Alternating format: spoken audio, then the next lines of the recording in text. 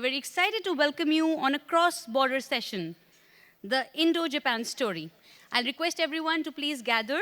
Okay, so this session is about the India-Japan insurance collaboration, something that has been brewing over years. Did you know that Japan has one of the highest insurance penetration rates in the world, and the life expectancy is among the highest globally, which makes their insurance needs and solutions incredibly unique? Some things to learn from for our country. Today, our panelists will explore how India can learn from Japan's expertise in customer experience and efficiency, even with an aging population. It's my pleasure to welcome to this stage an amazing group that has traveled all the way from Japan to make it today. Thank you so much for doing that. I'd like to welcome Namiki-san, Deputy Director, Financial Services Agency, Japan. A warm round of applause, please, for Namiki-san. Next up is Hemmi-san, General Manager, Asahi Mutual Life Insurance Company. A warm round of applause, please. Also welcoming to the stage now, Mr. Stephen Barnham, Global Chief Digital and Information Officer, Dai-ichi Life Holdings. Next up on stage is Ijima-san, General Manager, Mitsui Sumitomo Insurance, and MD, Global Digital Hub Management, Israel Limited. Thank you so much, and a very warm welcome and namaste from India. Thank you for gracing the occasion today. And on the stage, the very talented Rajat Sharma now, Founder and Chief Revenue Officer in Shormo, who will host this amazing panel and provide fascinating deep dives into cross-border collaboration between India and Japan. I'm super excited and kicked to see what this has in store. Over to you, Rajat. Thank you, Kushbu. Very warm welcome. So we are not all from Japan. So Kushbu said we are from Japan. So some of us from Singapore, some of us from UK. So let me first do one thing, okay? So these gentlemen here, they have very deep roots in India, okay? They've been in India, they understand Mumbai. One special guest, first time in India, is Namiki-san. He's experiencing Mumbai for the first time. So what I want to do is just pass on the mics to them, just to give them a bit more background about what is their relation to India and what their background is. And then we deep dive into the topic here. Namiki-san.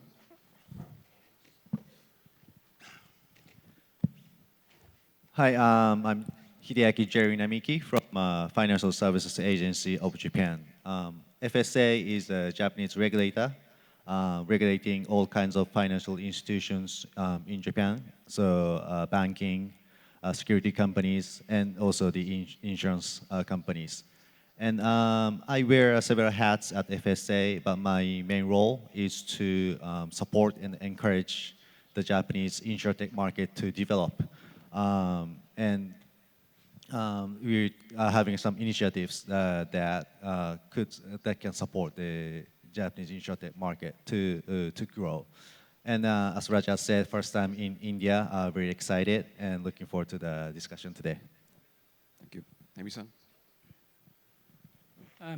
Good evening, everybody.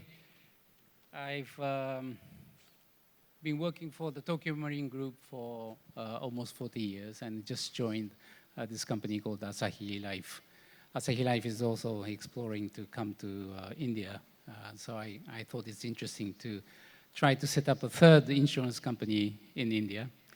First, in 1998, I started to come to India. Your economy was $400 billion market, and you're going to reach $4 trillion quite soon. So the one theme of India's opportunity, great opportunity, the number speaks of itself. But that time I set up IFCO Tokyo. And then in 2010, I had the honor to set up Edelweiss Tokyo. So I've been deeply involved in this market and very happy to be back here. Thank you. One very interesting fact about Hami-san, he was the one to represent India at a Guinness Book of World Record. So we'll probably hear those stories from him. Very interesting. Not many people might know. Stephen. So I first visited India when I was a student, and Indira Gandhi was the Prime Minister. So I've been traveling to this country for a long time. I started doing business here over 20 years ago when we built a tech center here in Mumbai, in Powai, and it's still there, thankfully. And so my career's been entirely in technology, and over the last 2 decades, I've worked here in investment banking, in technology, and more recently in life insurance. And India has everything that a life insurance business needs. And that's people of the right age, and people with the right economic capability. So we believe at Dai-ichi, and through our wonderful investments that we have here in SUD Life, that this market has an immense future for us. We are also building a technology center here in India, where we will have 1,000 developers supporting our business in Japan and around the world. And so we're really excited about the future of India. Thank you. Thank you. Hello, this is Kenji Jima from Mitsui Sumitomo Insurance. This is my third time to visit India. My first time was 11 years ago, very long time ago anyhow. And now I'm based in London. However, until this last August, I was in Tel Aviv to heading the joint innovation lab together with the Israeli business partners. But because of the situation, everybody knows that, then we moved from the Tel Aviv to London. That is the current status. And we, Mitsui Sumitomo Insurance, established the Indian joint venture company named Chola MS more than 20 years ago, and headquartered in Chennai. So I've been to Chennai a few times, but the first time to Mumbai. And I myself has worked with the Mitsui Sumitomo Insurance nearly 40 years as well. And among that, more than 20 years, I always be in the overseas. And most of my careers in Asian countries like Taiwan, Vietnam, Malaysia, all these kind of countries. So I'm very happy to come back to this time visit to India, and I'm very much looking forward to work together with you to contribute and develop all these insurance areas. Thank you very much. Thank you. So since morning, people have been asking, what are we doing for the session, okay? And after the session was moved to 5:30, my only fear was there are no drinks. It's a dry day. How are we going to have people sitting here? But I'm not surprised, the people are still hanging out here. So that means there's something interesting about this topic. I haven't done anything like this before. I haven't had a panel where I'm talking about two countries with a view of mature versus an emerging market. When I take insurance, obviously India is still emerging, right? Nowhere near to Japan. Japan is somewhere, I think, third or fourth largest in terms of the premiums globally. India still is around 9th or 10th.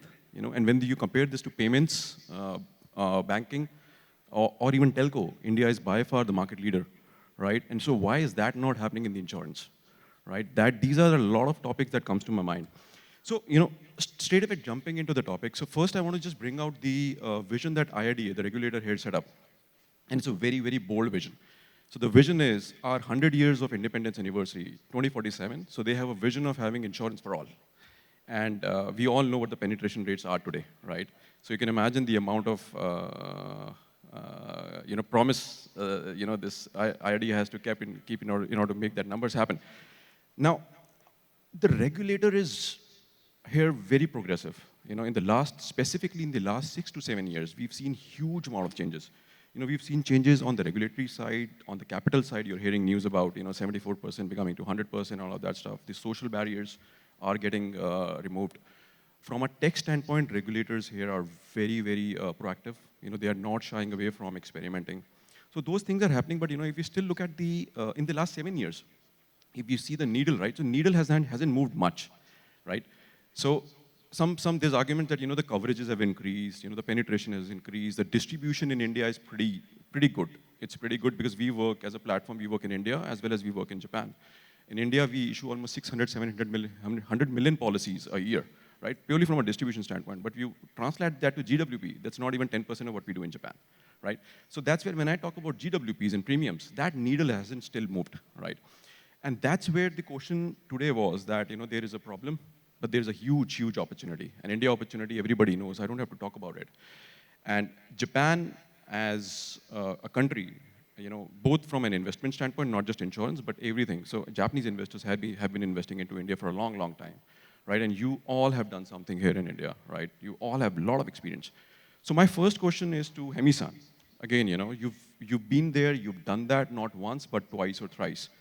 So my first question is, whatever you've been doing in the last few years and what you see going forward for the next 10 years. So say if we were to, talk about this vision of IRDA, of insurance for all, what do you think India needs to do? Or what do you think that, companies here will need to do, especially bringing your learnings from markets from Japan, which is a more mature market, to a market like India? What all you think is to be done here? Thank you very much, Rajat. In year 2000, when I first came here, my partner asked, what can you bring from Japan? And obviously, our partner was rural-based, IFCO, a company called IFCO. And I visited the farming area, and these farmers will never had a chance to talk about insurance. And it's now a buzzword in India also, but I probably did the first embedded insurance of personal accident in a fertilizer bag. So you buy a fertilizer bag, IFCO contributes 1 rupee, and a PA coverage was given to the farmer who buys that bag. And in 1 year, obviously, because it's related to the sales of the fertilizer bag, we had 20 crores of insured in one policy. That's what Rajat-san was talking about. I applied for the Guinness Book of Records and see if one policy have ever covered 20 crores of farmers. They couldn't validate it, so they said that, I'm sorry, it's a good, interesting story, but they didn't give me the prize. But what I'm trying to say here is, like sushi, probably a lot of you enjoy sushi these days, but if you bring the authentic, genuine sushi to India, I think nobody's going to eat it, right? And it's been adjusted, it's a vegetarian type and spicy and all that. The first, this embedded PA, I was very happy when there was an accident, I should not say happy, but there was an incident of a snake bite and a farmer died. So we were able to pay the first 25,000 rupees of claim payments to this farmer. So I went to the village because it was the first claim that I was paying, and there were 30,000 farmers wanted to see this event of getting 30,000 from nowhere. Sorry, it's 25,000 from nowhere. And from the next day, we were able to start selling PA policies in that region. There's a lot of talk still that insurance policies does not sell because it's a push product, right?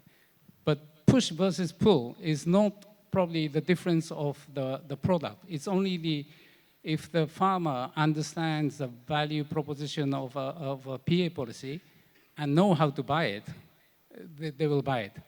But that time, because there was no digital way to validate the claim, we had to stop selling because everybody died because of snake bite from that time, right? So, I mean, we need a lot of digital control, and now you can do it. So I think the embedded product concept is now getting more and more popular. But sorry, I spoke a long time, but we need to make these so-called the push products to a normal product that people can understand and buy. In Japan, people even buy policies for nursery when it's a senior nursery kind of a product, right? So probably in India, if I try to sell that, it's going to be a very difficult task, and it's going to be a push product, but it's a pull product already in Japan. Digital can play a big role to make all these good products to be seen as a pull product rather than push product, and it's going to happen. So I think it's going to be like a Bollywood movie situation that now in 2047, everybody will be dancing and buying insurance policies. I'm quite confident of that. Yep, I'm sure. So in India, you will also see fried juices, for sure, and with some chaat masala on it. So that's how we like it here. Now coming to, you picked up a topic of digital, right? So that's why I want to bring Stephen into this discussion here, and he's probably done a lot of transformations, both not just on the insurance, but even on the banking side. So, Stephen, again, what is your sense of it? Right now, you are at a role which, from a Dai-ichi perspective, there's a lot of stuff already happening, and I know things which are happening in Japan. Here, you have a very good partnership. What is your sense of it? Because tech is going to play a very, very important role in order to bridge that gap. What is your sense of it, and what are you guys planning at a company level? Sure. So, actually, I won't start from a technology explanation. And I think part of your original question was about deepening of insurance. Why hasn't it happened quicker? And if I look at mature markets, when I was growing up, there used to be the concept of the man from the Pru. And the Pru was the Prudential in the UK. And this guy would come around every day and collect the premium. And as he was coming around every day to collect the premium, he would understand all the dynamics in my family. He would know uncles, cousins, and his CRM was in his head, and he would cross-sell. He'd come and play on our piano, and he'd explain to my father and my mother about what these financial products were. And this was how financial literacy happened, and they gained the trust in the agent to buy such a long-term product, a 30-year term product. And similarly in Japan, we have a 40,000 strong agency distribution. That's not even including our banker. And so insurance is still particularly, sorry, I should say life insurance is still particularly a human endeavor, or at least a hybrid endeavor. And that's because you need to be able to explain the product to drive the financial literacy. And that is, I think, what is gradually happening in India. And first, to drive that financial literacy through, and there are some great government programs that are doing this, the Bima Trinity, I think it's Bima Vista, which is for penetration into villages. And then there are certain products that we also distribute for that. And this will all drive the digital literacy in the same way that the humans used to drive it, but have now been replaced by technology.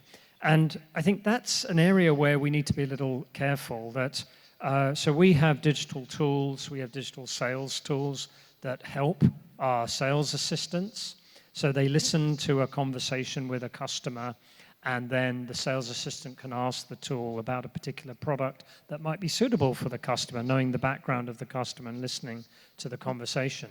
And I think this is the future of how we will sell and distribute and explain our products. Also, we're making advances in underwriting. So here in SU Dai-ichi Life, we're automating our underwriting. We have a startup that we invested in India called Renew-Buy, and they have an AI company.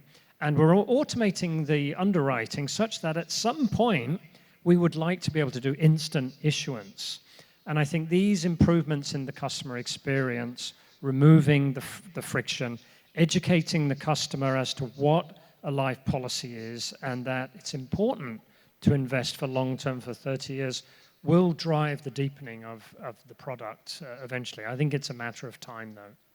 And anything that you guys are thinking in terms of making life embedded as well, because there's a lot of embedded. India is an embedded market today, and it's becoming a use case. So is there anything that you guys are doing on that as well?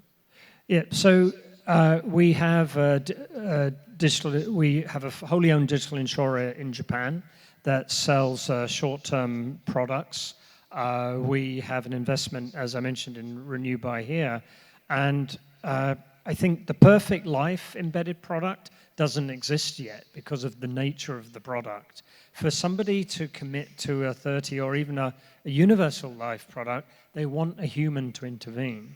So the embedding is matching of a particular product type to whatever experience that a customer is in, introducing them to the concept, giving them some ideas on pricing, generating the lead, and then the closure is done by a human. So I think the life industry, not necessarily because the tech is slow or is not as good, but it's just a fact of the complexity of the product. For general insurance, these are short-term products, whether it's the travel insurance I bought to cover for my trip here was embedded when I bought the ticket, and it was very easy to match the duration. So I think health and life in terms of embedded still has a little way to go. I'd like to bring Ijima-san in here now. You've been working even at a grassroots level, because I know you've been talking to education institutes, trying to bring innovation from that level as well, right? And anyways, you're a part of innovation wings. You've been in Israel, you've been in Japan, you've been in UK, all across. What's your guess, the idea about, this whole gap, and what are you guys thinking of doing this? And reason, why when you go and touch base with the education institutes, how are you trying to bridge that gap specifically for a market like India? Because that's a very difficult problem to solve. What is your take on, bridging that gap from an education institute standpoint? If we talk about innovation, we always have struggled with the huge gap between the insurance practice and also the kind of the ideal distribution process or whatsoever. So, for example, in India, this market is the agents and broker dominant markets. So that's why we have to develop together with all these intermediaries. However, at the same time, the digital distribution is more and more important. So if we're concerned about these kind of things, what is the best solution to raise the penetration ratio, work together with all these distribution channels? So in this morning, the gentleman discussed about the hybrid model. So I fully agree with that ideas. So that is one of the solutions, that's to fill the gap between the existing situation and the ideal situation. So it may take a long time, but for example, we, Mrs. Sumitomo Insurance in Japan, we introduced the AI-based agency support system and to help the agency's activities from the insurance company's point of view. And as such, although that kind of solution is in the midst of the development, however, we cannot stop learning on this kind of approach. And we hope that in India, we also have to implement the similar solutions or the ideas into the operation. So it may have it should be a very long way to develop. However, this kind of gap or maybe, how to say, a plan to develop must be time to time be amended and continue to move forward. That is the current status of the company. Thank you. Yeah, so this is something that we even see in India, a market like India, because when we talk of innovation, one thing which is very unique to India is anyways, it's very entrepreneurial. People here want to test and try, they don't have time to wait. So when we started working in India, when we started launching the channel business, so one thing what we realized was there is a huge need for variations. People want to test and try out everything, whether that fails and they want to fail fast. When we talk about fail fast, this is actually happening here. And they want to do it at a very, very low cost, right? So that's what we realized about India, and we had to put an infrastructure in place so that we are not burning ourselves at the cost of market trying to, experiment stuff.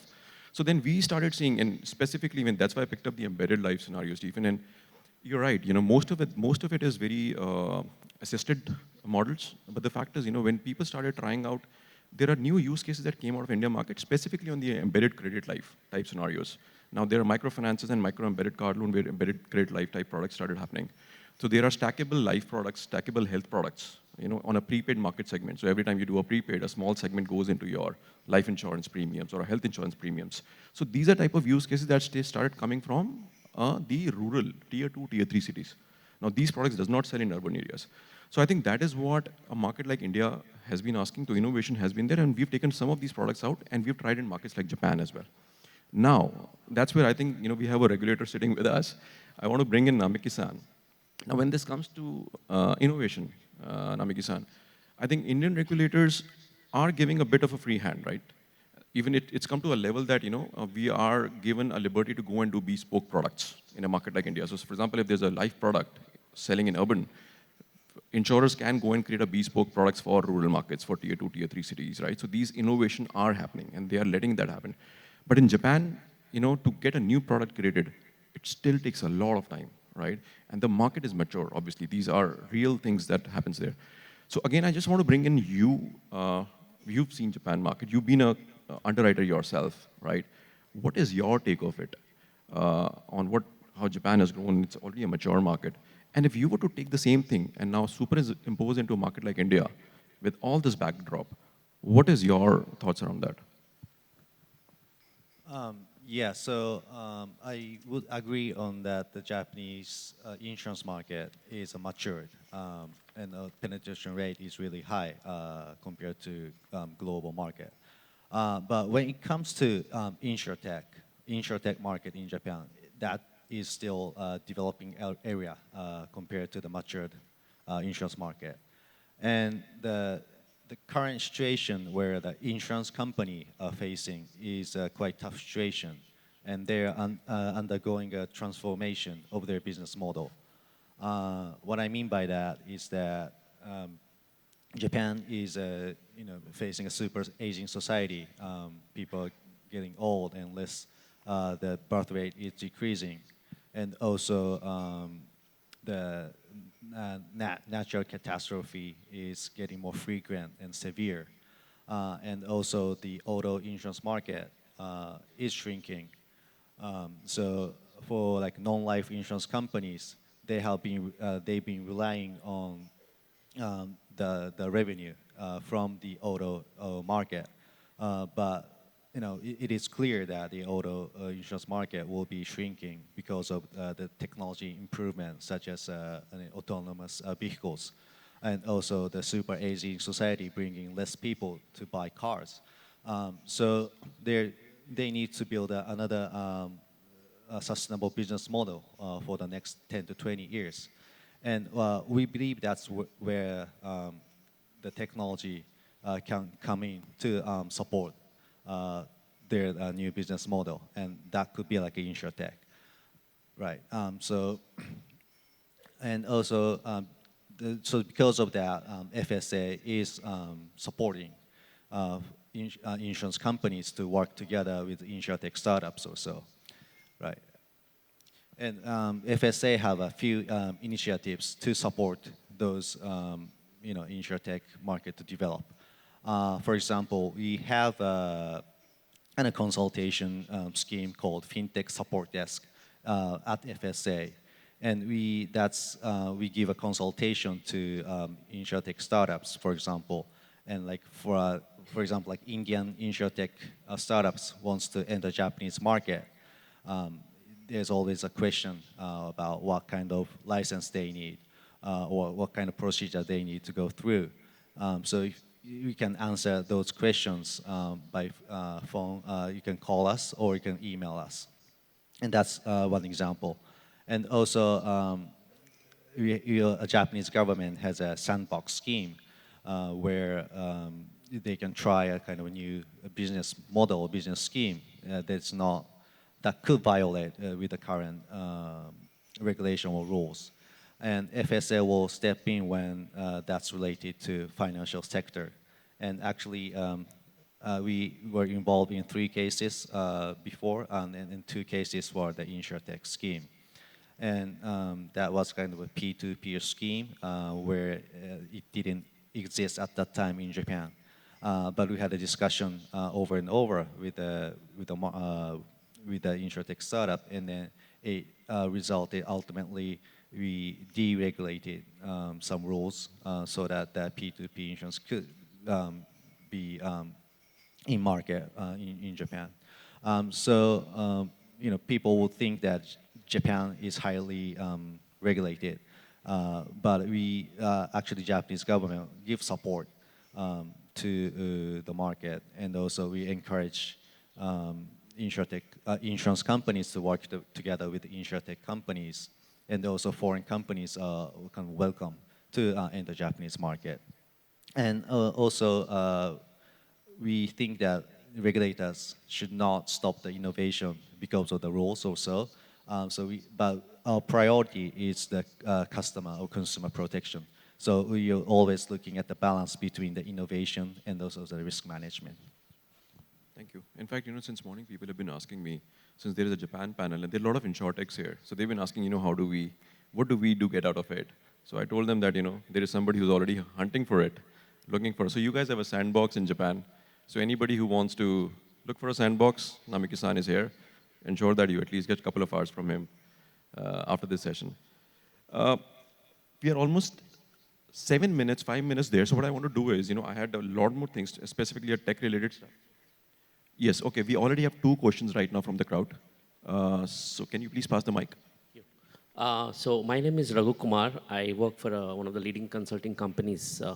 So my question is, as you guys were talking about, India is an emerging market in the insurance sector and Japan is more matured, number 3 or number 4 spot.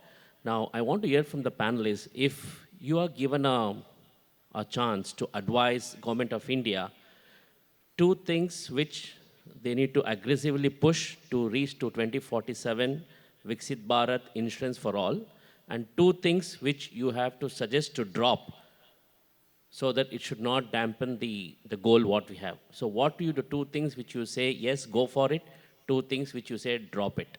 I want to hear from you guys. Thank you. Whom shall we put on spot here? Hemmi-san, you want to take a shot?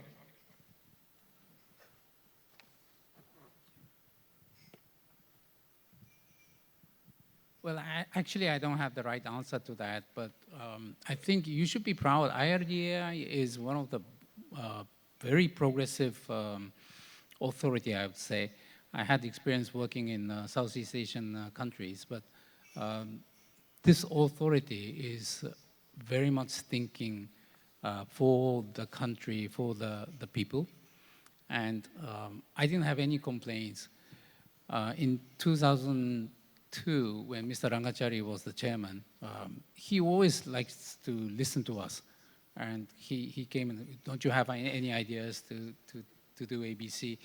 And so I was very impressed. And when he went to Japan, he told me that he wants to see 3, those days we had 3 Japanese general insurance company in India, and said that, don't try to just bring me to Tokyo Marine. I'll come to Japan, but I want to meet all 3 of them at the same time.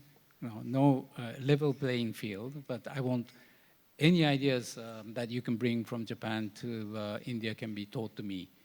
So that's the kind of style where the first IRDA chairman had, and I've been very impressed. I'm not directly answering your question, I'm sorry, but I think you can be very proud of what they're trying to do.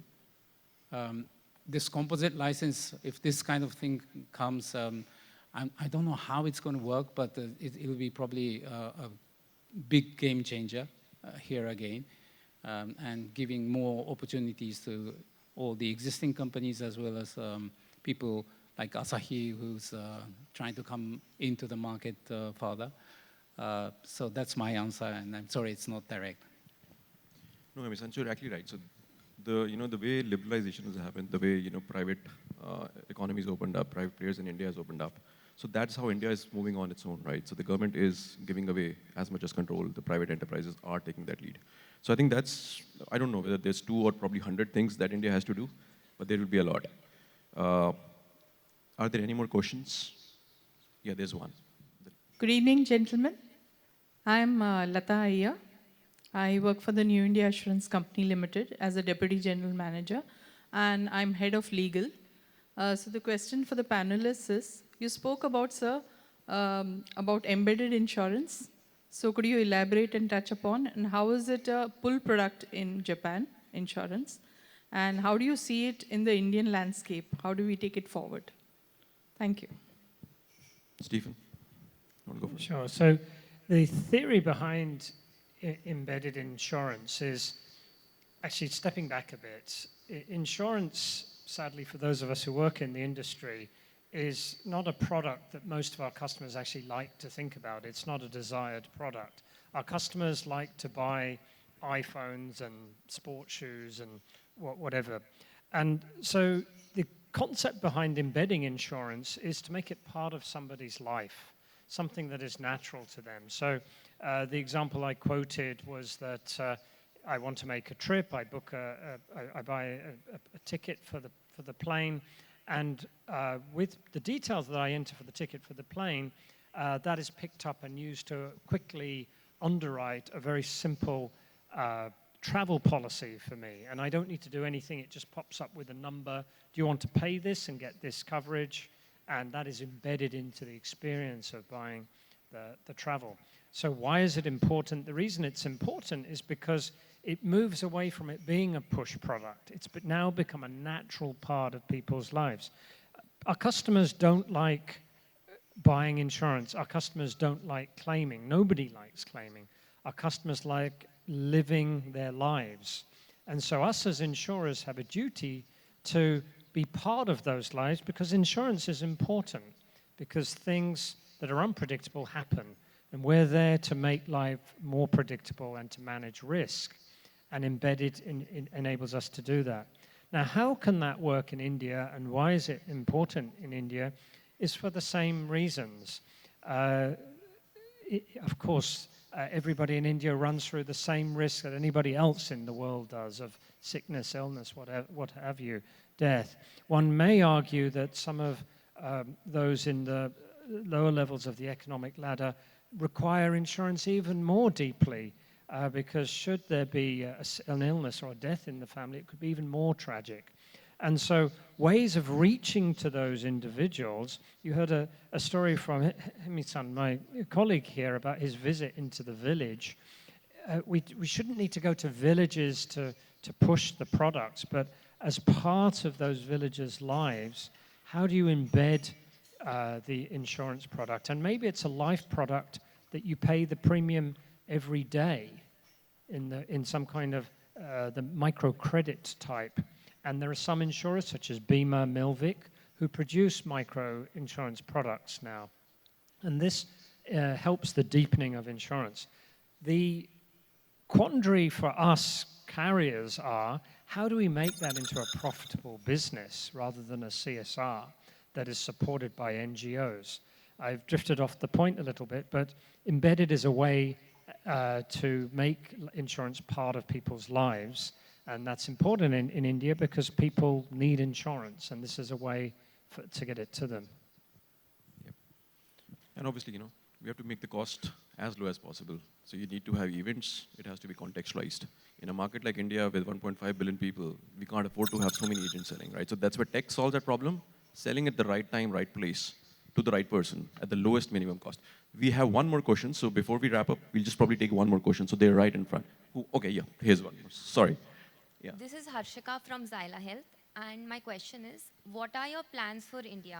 Are you planning to invest, exchange technology, or establish insurance as a new business? So wanted to know that. Question is for whom? There are so many people to invest. So the gentleman here from the second, from your... Hemmi-san? Yes. Here you go. They want investment. Japanese insurance companies' investment is slightly towards more return-oriented. And when I was here, Tokyo Marine's ROE was 3%, right? And now it's 17.5%. So it's becoming very difficult to invest into a developing market, spend a lot of time, and build up embedded insurance for farmers or so on. And they are trying to invest more into US and developed markets. That's a kind of tendency. So I shifted to a mutual company. Mutual companies' ROEs are much more less. My cost of capital is much less because I only have to pay dividend to the policyholders, not shareholders, right?